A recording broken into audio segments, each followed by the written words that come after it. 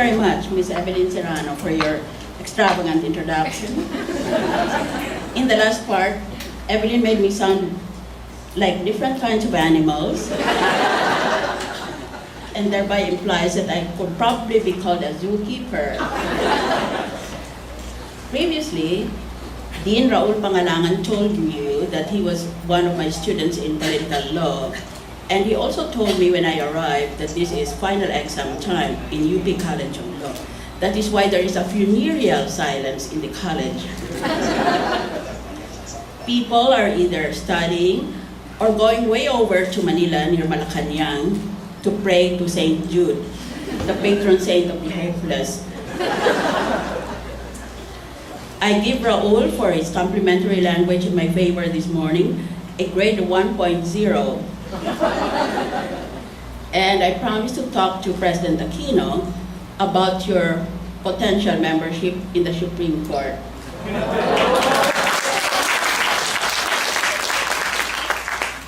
After all, there are so many other justices seated there who belong to the wrong law school. You know that I'm always very fond of genies in bottles. So although I was abroad, I made haste to come back home when I heard of the floods in Kalumpit, Bulacan. Sure enough, when I walked along the banks of the river, I saw a bottle and inside was a genie. When I opened the bottle, the genie said, "Don't make 3 wishes, just make 1. I'm undernourished. And I'm suffering because of the Eurozone crisis in Europe and the possible double-dip recession in the United States. So just one request.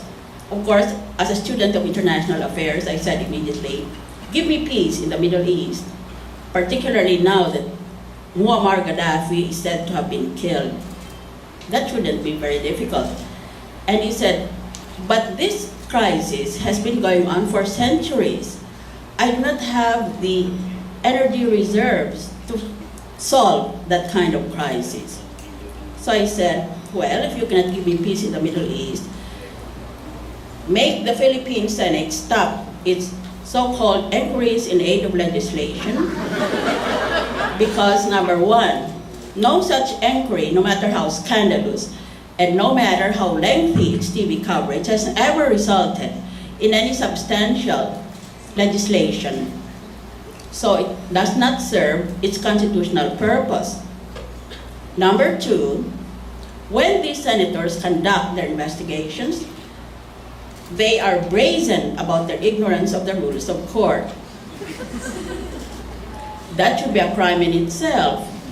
To display your ignorance unabashedly and with full confidence just because you are wearing a Western suit speaks of the mentality that sometimes, I'm afraid, dominates the Philippine Senate.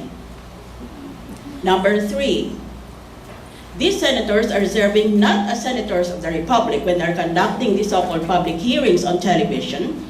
They're serving as subordinates of fiscals. Because when they end their investigations, all that they can possibly do is make a recommendation to the office of the Ombudsman. And the Ombudsman simply assigns it to one of her prosecutors or people we used to call fiscals. So, in effect, therefore, the proceedings of any Senate investigation has no weight in our judicial system. It's zero capability for judging what justice should be administered. We are acting, in effect, when we conduct these scandalous hearings, a fiesta of legal ignorance.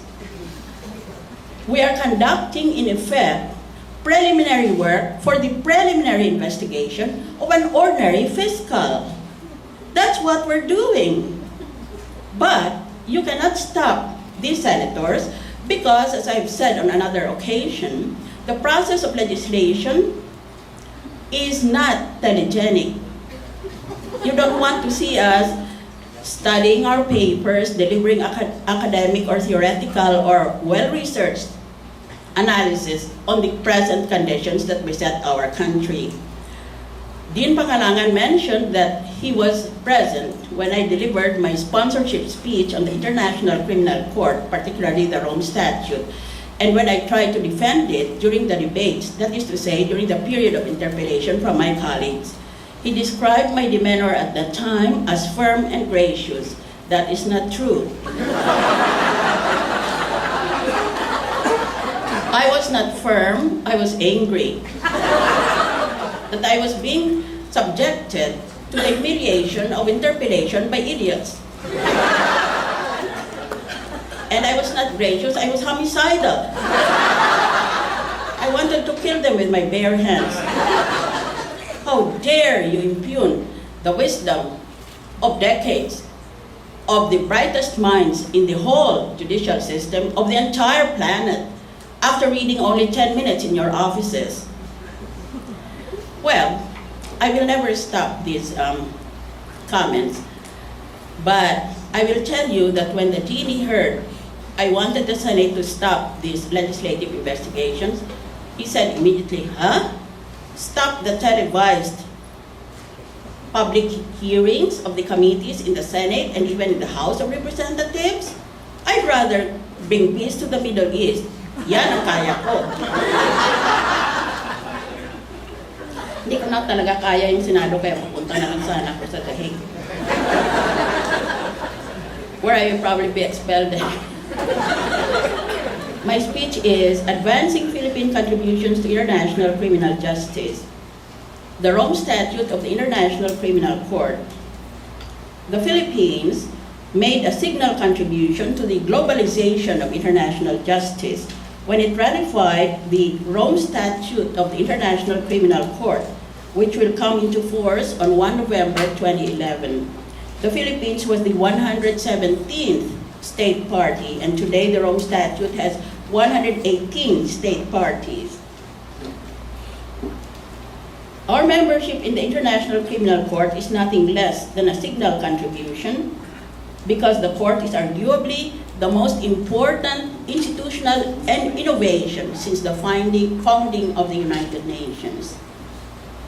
The court is a creature of the human rights agenda, which, unknown to many, has been scrupulously followed since 1935 by the Philippine Constitution. As a benchmark in the progressive development of international human rights, the court represents a triumph of international criminal justice by establishing individual criminal liability for those responsible for serious violations of the Rome Statute. The salient features of the Rome Statute are as follows. Bullet, principle of complementarity, spelled P-L-E, not P-L-I, complementarity. The court will act only as a court of last resort. It acts only in exceptional cases where a court has failed to bring justice because that court is unwilling or unable to investigate and prosecute those who have the highest responsibility for the most serious crimes of concern to the international community. Kaya nakikita mo na dito na kung merong ginawang kasalanan dito sa nakalista na mga jurisdiction ng ICC, ang magbibista niyan ay ang korte doon sa bayan na yon, hindi ang International Criminal Court in The Hague. International Criminal Court, as I said, is a court of last resort. Pag hindi mo mabigyan ng katarungan ang akusado, ayaw mo o kaya hindi mo kaya, ay saka pa lang yan pupunta sa ICC. Kaya maling-mali yung mga pinagtatanong sa akin sa Senado. Kasi hindi sila marunong magbasa. Akala ko that literacy is not even a requirement of the Philippine Constitution because we all presume with free elementary and high school education in our Constitution that everybody is literate. That's why we don't even demand that a voter must be literate. Eh, basahin mo lang, nakalagay naman maliwanag doon nang magbibista ay ang bansa kung saan nangyari yung mga krimen na sinasabi. Hindi naman iyan dadalhin kaagad sa The Hague. Kaya bakit tatanungin ako? Aren't you concerned that ordinary Filipino soldiers and policemen will be brought to trial in The Hague in the International Criminal Court? And I had to answer that question seriously. Ang gusto ko talagang sagutin ay, how about I just mash your teeth in?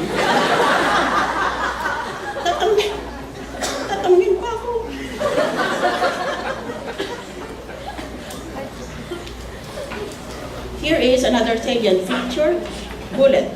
Subject matter of court jurisdiction. Hindi naman lahat ng kasalanan. Kung hindi ito lang tinatawag na core crimes, genocide, crimes against humanity, war crimes, and aggression. But the crime of aggression for purposes of the Rome Statute is not yet operational. Bullet. Persons are individually responsible, not states and not minors. Bullet. The accused must occupy high official capacity. Sabi kasi ng mga congressmen at mga senators, ha? Mag-join tayo ng International Criminal Court, hindi madimanda kami lahat. Alam na nila.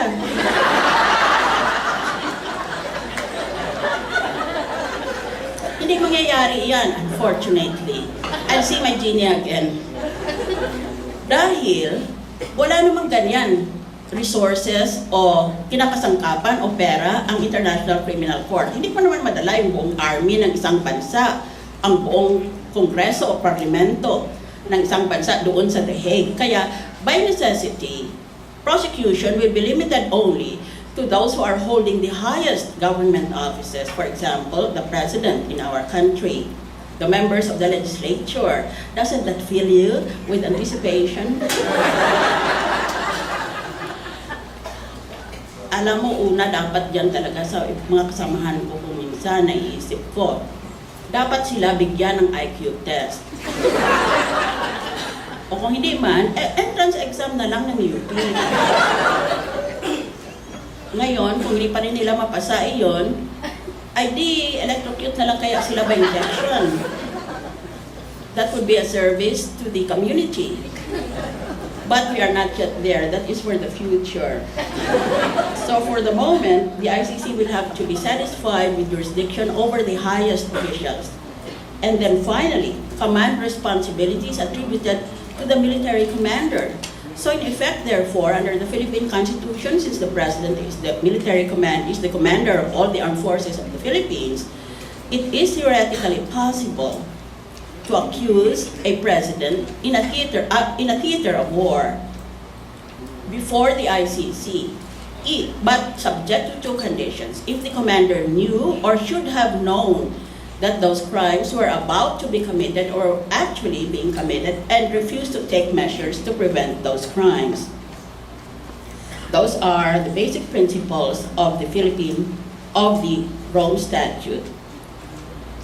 Since our topic today is advancing Philippine contributions to international criminal justice, first, since the title presumes this information, we have to know what have been our contributions to international criminal justice, because we are supposed to advance these contributions. O hulaan nyo, anong contribution natin to international criminal justice? Try and think. We did have significant contributions to international criminal justice. This is the one thing good about the Philippines. We're always at the forefront or at the threshold of some pioneering philosophy in international affairs. Unfortunately, we don't have a Nobel Prize winner yet, but I think that here in the first row, we have excellent candidates. Mamaya, I will ask them to stand so that you can see who our potential Nobel Prize winners are. Oh, definitely they don't belong to the Senate. Philippine contribution to international criminal justice. The Philippines, long before the Rome Statute, already made a unique and unprecedented contribution to international criminal justice by providing, in effect, that the general principles of international law are incorporated in our Constitution. Under the Doctrine of Incorporation, such generally accepted principles are ipso facto laws of the Philippines that can be invoked and applied without need for further legislative action. Alam nyo kasi sa constitutional law, meron kang Doctrine of Incorporation, meron kang Doctrine of Transformation. Ibig sabihin, yung ibang batas sa ibang bansa o international law na nasa labas ng ating bansa ay maaaring magiging kasapit na talaga ng ating konstitusyon. Kaya para bang nakasulat na rin sila sa ating saligang batas. That's a doctrine of incorporation. At dahil sa ating batas, sa ating saligang batas, itong mga prinsipyo na ito, hindi na kailangan pa na pumasa sa Kongreso bilang isang panukalang batas. We don't have to pass bills in the Congress and have them approved by the President just like a regular bill. They have to be implemented as written in the Constitution. That is the meaning of Doctrine of incorporation. On the other hand, Doctrine of transformation means meron nga prinsipyo sa saligang batas, pero kailangan may batas muna sa Kongreso bago mo maibigay iyan sa ating hukuman so that they can apply it to cases before them. That is the difference. Sa ating Constitution, the general principles of international law, and of course, including the principles of international criminal justice, what we now call international humanitarian law, international human rights law, these are all already part of our Constitution, and what is more, our Supreme Court has spoken many times that they are self-executory, meaning to say, hindi na kailangan pa ang batas ng ating Kongreso. Kung hindi dahilan sa nasa ating saligang batas na, pwede na silang i-apply ng mga hukuman sa lahat ng korte. That is how high the fidelity of the Philippines is to international values, both legal and moral. So this is our contribution. Long before we were attacked by so many problems that compelled the creation of the International Criminal Court. Before these crimes of international atrocities in the theater of war and even outside that theater, in allied theaters, naisip na natin yan, na dapat ma-international law para hindi na makuha nung gumagawa nitong mga krimen na tatakbo na lang sila sa ibang bansa. Maski ano pang gawin nila dito, pwede silang mamatay ng karami-rami, milyon-milyon na tao, o gumamit sila ng ano-anong mga latest weapons of high technology, tapos magtago na lang sila sa ibang bansa. We already foresaw these distortions of the justice system, and that is why, of all the many countries in the world, we are one of the very, very few who have adopted the principles of international law by incorporation in our Constitution. That is our major contribution to international criminal justice. Ngayon, may I just make an excursion, please? As they say in Latin, can I just have an excursion somewhere else?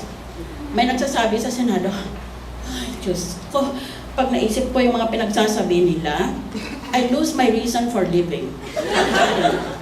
I really feel like slitting my throat or slashing my wrist. You know that I lost my son prematurely, and many times I just want to lie down there beside him and ask my family to throw stones over me. Kasi, sabi naman ng iba, magtsatsa na naman tayo, charter change. Madalian lang, walang gastusan. Kung hindi, ipasa lang ng House of Representatives, umakyat sa Senado, ipasa lang ng Senado, tapos magplebisito, voila, meron ka ng constitutional amendment. That's a contradiction in terms. That is what we call in English an oxymoron. You cannot amend a constitution which is a very, very special, fundamental, paramount, supreme law in the same way that you amend a bill. Because a bill is much more inferior in terms of exercise of sovereignty by the sovereign people. So to say that a constitution, saligang batas, the paramount, fundamental, supreme law, should be amended in the same way as a bill, and thus denigrate it to the status of an ordinary bill, is really to indulge in an oxymoron. At bakit may oxy pa? Moron na lang. Well, anyway, that is outside my topic. Why am I doing this? It's Friday. Under this extraordinary constitutional principle, our Supreme Court has, in the landmark 1949 case of Kuroda versus Halandoni, directly invoked and applied the Hague and Geneva Conventions. That's pursuant to the incorporation doctrine of our Constitution. Because our Constitution provides that generally accepted principles of international law shall form part of the law of the land. Para rin siyang batas na pinasa ng ating Kongreso. Dito sa kaso na ito, pagkatapos ng World War, sinabi ng Korte Suprema natin, papatawan natin ng parusa itong si Kuroda. Sabi ni Kuroda, ay wala naman kayong batas na punishes me for an international war crime. And the Supreme Court said, Ano ka ba? Basahin mo uli ang Constitution. Nakalagay doon na kung ano yung general principle of international law, pwede na namin i-apply kaagad-agad, hindi na kailangan ng batas. And so they directly applied the Hague and Geneva Conventions. You can call this an act of judicial courage because it's stepping out of the comfort zone of ordinary tribunals of justice. It's going beyond that and saying we don't need a domestic law to transform international law into an enforceable law in domestic jurisdiction. In addition, the Supreme Court in subsequent cases has directly applied the 1948 Universal Declaration of Human Rights in certain cases, which I will enumerate to you. But first, since I have been a professor here, let me ask you, what is wrong when our Supreme Court directly applies the Universal Declaration of Human Rights? Are there students here? Even if you are not students, just off the cuff, can you think of some infirmity or some opposition or criticism of why a Supreme Court, regardless of whether it belongs to the Philippines or some other country, why would a Supreme Court base its decision on the Universal Declaration of Human Rights? Is there any volunteer? Wag naman kayo parang Senado. What is wrong with that? The Universal Declaration is a declaration. It is not legally binding. Pero once again, here you see the Philippines goes out on a limb and says, through its Supreme Court, we will apply the Universal Declaration. Ang Universal Declaration is so-called soft law. Yun bang it's not legally binding except by its moral force, the force of its moral energy. Ang dapat mong i-apply, kung gusto mang Universal Declaration, is not the declaration itself, but its companion covenants. Dahil itong mga covenants, mga treaties talaga ito. There are two of those covenants, as you know, the International Covenant on Civil and Political Rights, and the International Covenant on Cultural and Political Rights.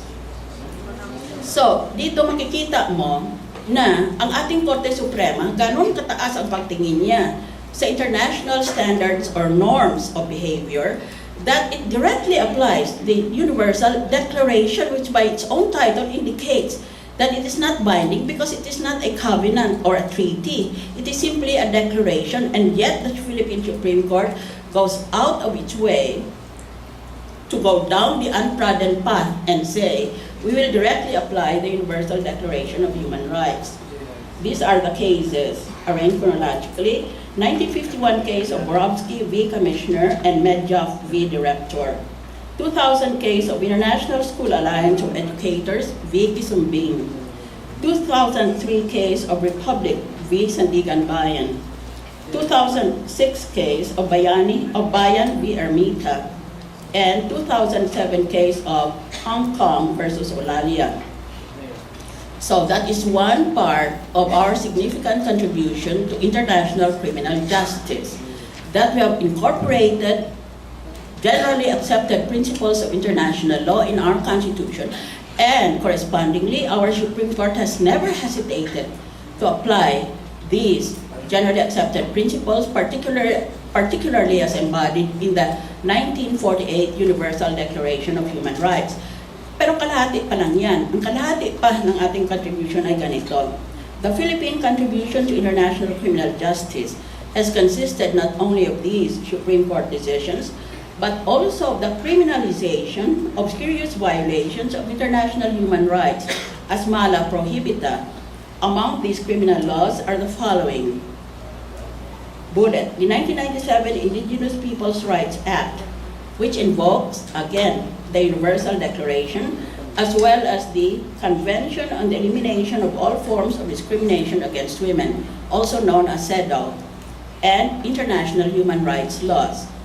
Bullet, the 2004 Anti-Violence Against Women and Their Children Act, also invoking the Universal Declaration, CEDAW, and the Convention on the Rights of the Child. Bullet, the 2009 Philippine Act on Crimes Against International Humanitarian Law, Genocide, and Other Crimes Against Humanity, and acted into law way ahead of the concurrence by the Philippine Senate in 2011 of the Rome Statute.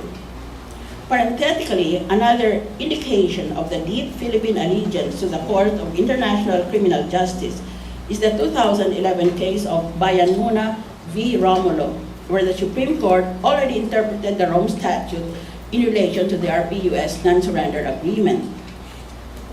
Kaya lang, maganda sana yung Bayan Muna versus Romulo because it indicates our commitment to international criminal justice. Kaya lang may mali. Sino ba nagsulat ng desisyon sa Bayan Muna versus Romulo? Alam nyo? Kung taga-UP yun, nakita niyang hinahanap niya eh. Kung hindi taga-UP yun, what do you expect? I'm talking of Bayan Muna versus Romulo.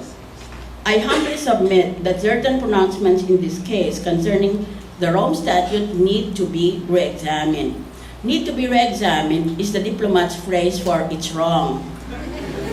In Bayan Muna, the court unfortunately said that, quote, the ICC is not declaratory of customary international law.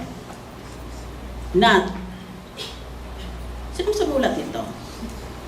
What law school did it come from? This was my common mantra when I was an RTC judge. When I was very, very irritated, I would always ask, counsel, where did you graduate? So I'm asking, where did this judge graduate?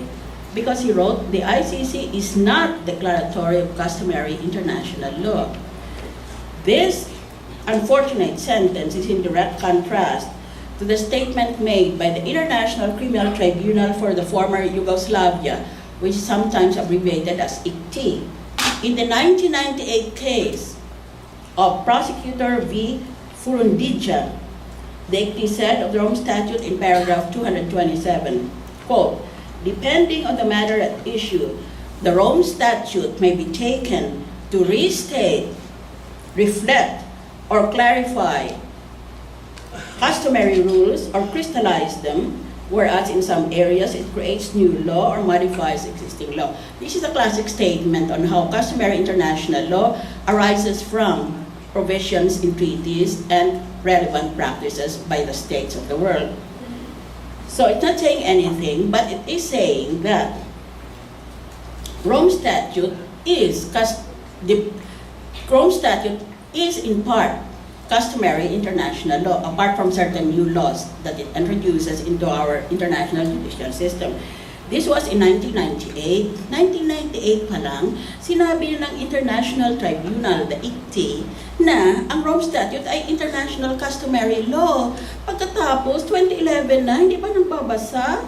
Nagsabi itong Pilipino, nagsabi niya, ICC is not declaratory of customary international law. Ay, I feel like I'm a grown adult, but I feel like bursting into tears. Dahil ang 1998 pa sinabi na niya na ICC is a result of customary international law. But 2011, there's a Filipino justice who says the ICC is not declaratory of customary international law, and he does not add any evidence to support this negative statement. So, yun ang problema sa Pilipinas. You know the Philippines is below sea, this is another excursion. You know the Philippines is below sea level, right?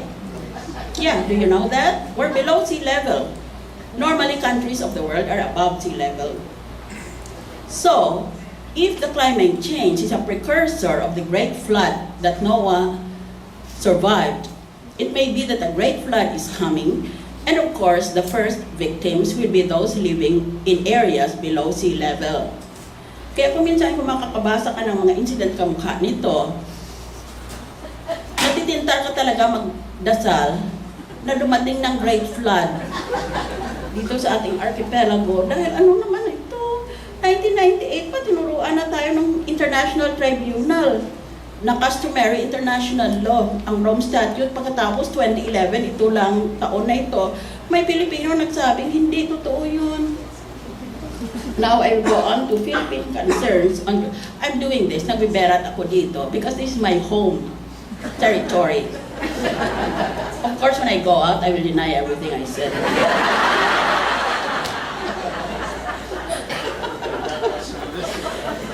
Philippine concerns on jurisdiction.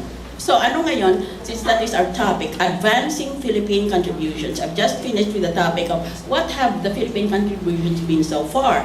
Number one, there are Supreme Court decisions that uphold the incorporation clause or doctrine in our Constitution. And number two, there are certain laws which criminalize and punish in the Philippine domestic jurisdiction crimes that have already been recognized in international criminal justice system. Sa ngayon, how can we advance the cause of international criminal justice? Well, we raise certain questions, and by raising these questions, we hope to elicit global debate so that the world community can come to a consensus on how we can best push forward the momentum of international criminal justice represented by the International Criminal Court. So when we say that we are advancing the Philippine contribution, we're actually asking for Philippine concerns about the interpretation of the Rome Statute, which is the basic charter of the ICC. The first concern is the jurisdiction of the court. The crime of aggression, as previously noted, is not yet operative because certain conditions provided by the Assembly of State Parties remains unfulfilled. There is also the question of whether the Assembly might in the future add other crimes under the court's jurisdiction. It has to be underscored that the court's jurisdiction over crimes against humanity is qualified, in that the acts in question when committed should have been, quote, part of a widespread or systematic attack directed against any civilian population with knowledge of the attack. Notice that to prove crime against humanity, you have, first of all, to prove that there's been a widespread or systematic attack against civilians. It should also be equally underscored that the court's jurisdiction over war crimes requires that such crimes were, quote, part of a plan or policy or as part of a large-scale commission of such crimes. So for example, kung doon sa Mindanao, nag-aaway ngayon ang gobyerno at ang mga rebelde, pareho silang idemanda sa International Criminal Court for war crimes. First of all, you have to prove that the crime was part of a plan or a policy or part of a large-scale commission. Kaya palaging pang malawakan ang crime against humanity and war crime. In this way, the court's jurisdiction is limited. You cannot just say it can have jurisdiction over war crimes, but because war crimes, by definition, requires quantifiable atrocities. These limits may become issues of admissibility of cases. One consequence could be the application of the provision in the Rome Statute that, quote, the court shall determine that the case is inadmissible where the case is not of sufficient gravity to justify further action by the court. Kaya kung missing itong elements na ito of widespread nature, it might be that the ICC will rule this case is not of sufficient gravity, therefore we do not admit it. In other words, it might declare it has no jurisdiction. Should the court determine that the case is inadmissible, then it would fall under national criminal jurisdiction. That's our first concern, the jurisdiction of the ICC. The second concern is the principle of complementarity, which provides optimum room for the exercise of sovereignty by the state.